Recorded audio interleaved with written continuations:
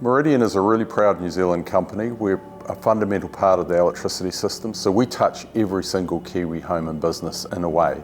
And we think it's important that we look like New Zealanders. We're also a very successful company. To continue to stay successful, we need to be able to attract the very, very best talent. And as we know, talent is not measured by gender or ethnicity. We're fundamentally about trying to create an inclusive and diverse culture that actually supports people to be their very, very best.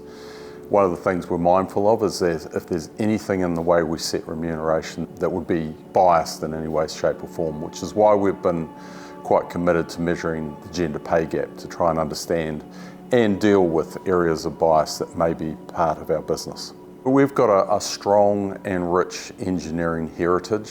Those roles have traditionally been filled by men, same with trade staff.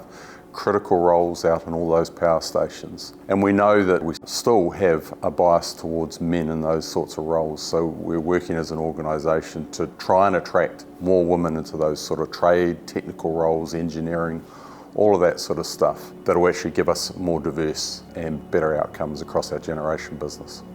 When we started measuring the gender pay gap, and we've been doing it for quite a while now, and I'm very confident now that for consistent capability, skills, and for a consistent job, you will get paid the same in Meridian.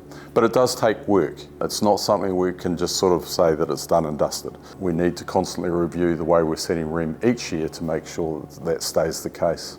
We've changed massively. I've been in the company for 15 years. Our generation team now is far more diverse than what it was. You see these young women engineers part of the team. They're talented. They bring us a whole different dynamic, enthusiasm. It's fantastic. We've got women apprentices as part of the teams these days. So we are evolving for sure, but we've got a lot more work to do. And we can't solve it all ourselves either. Part of the challenge in our sort of industry is being able to attract young women through the school systems, through the university systems, to study those types of degrees and get the skill sets and be attracted to roles of a more technical nature. As an industry, we are working collaboratively to try and build that, if you like, pipeline of talent to attract into our sector, which is an incredibly exciting sector with huge growth potential. If you can demonstrate how a career in electricity or a company like Meridian can be a really exciting way to take your life forward, then you can really get that spark going. We've had a strong policy setting, strong guidance at the remuneration level to make sure that all managers understand that pay equity is critical to us.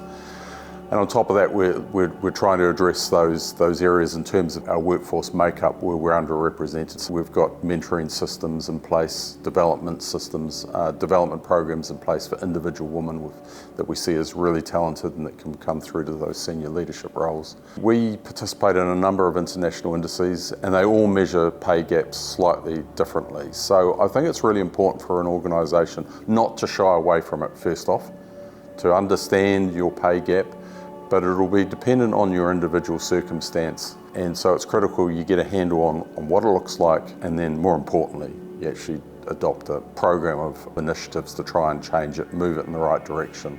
I think in 10 years' time, hopefully sooner, the organisation will look dramatically different from what it is today and be more representative of all the people that we serve.